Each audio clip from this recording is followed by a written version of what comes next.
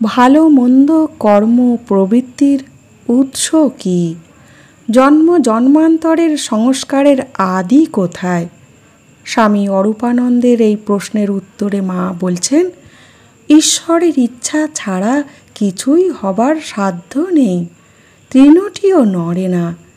যখন জীবের সুসময় আসে তখন ধ্যান চিন্তা আসে, কুসময়ে কুপ্রবৃত্তি কুযোগাযোগ হয়। তাঁর যেমন ইচ্ছা তেমনি কালে সব আসে, তিনি তার ভেতর দিয়ে কার্য করেন। নরেনের কি সাধ্য? তিনি তার ভেতর দিয়ে সব করলেন বলে তো নরেন সব করতে পেরেছিল। ঠাকুর যেটি করবেন তা তার সব ঠিক করা আছে, তবে ঠিক ঠিক যদি কেউ ওর উপর ভার দেয় উনি তা ঠিক করে দেবেন।